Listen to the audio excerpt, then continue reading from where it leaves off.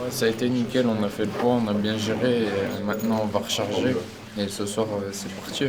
On va faire un petit cutting, quoi. Après, c'est pas comme les professionnels. Mais, C'était machine. ouais, ça va, on gère bien de notre côté, du coup, ça va.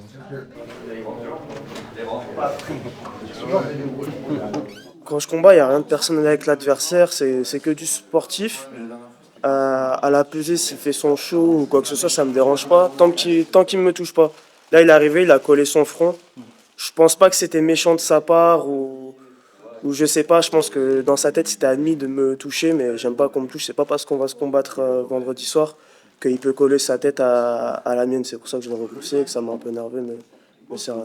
T'as un petit pronostic pour ton combat de ce soir? Ça va se finir au premier round. Tu te rappelles lors de ta navette? On va envoyer des messages dans le groupe. Oui, mais non, ils sont pas tous aussi bons élèves. On a bien rechargé, on a pris du poids, là je suis en forme, il n'y a plus qu'à. Là, on va se reposer cet après-midi et être prêt pour ce soir. Ça fait 3 fois qu'on a le combat, c'est tout ce qu'il a dit avant, tout ce que, de comment il a parlé. Et après, pendant face à face, il dit que c'est moi qui parle.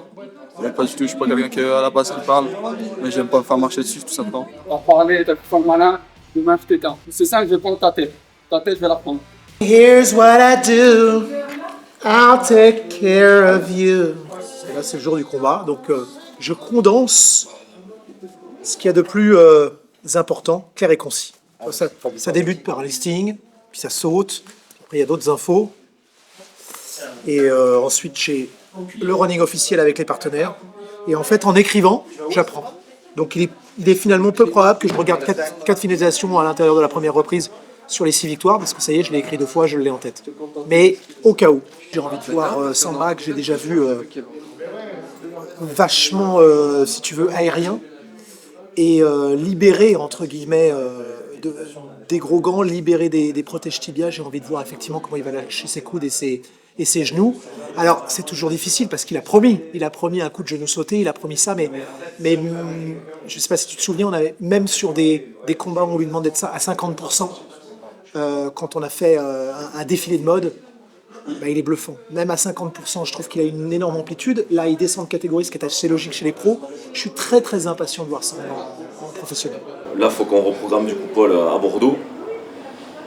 Donc là, ça va être encore un événement avec 6000 personnes, je pense, à Bordeaux. Donc ça va être plutôt une belle soirée à nouveau. Voilà, donc c'est effectivement une déception de ne pas avoir Paul, mais par contre, on a déjà reprogrammé le combat de Paul sur Bordeaux dans un mois, et on a toujours de très beaux noms sur la carte de Lille. Mathieu Leto, Samba Sima, Brandon Brachet, Arnaud Prigent, donc ça reste pour nous une très très belle carte en tout cas. C'est toujours difficile de prévoir les choses qui ne sont pas prévisibles, et je pense que Paul en fait partie. Mais on peut être content parce qu'au final, on a notre salle remplie ce soir à 95%, donc sans doute on aura 5% au guichet ce soir. Et puis là, on est en train de planifier les prochains fights. Rendez-vous ce soir pour la 27e édition d'Hexagone MMA.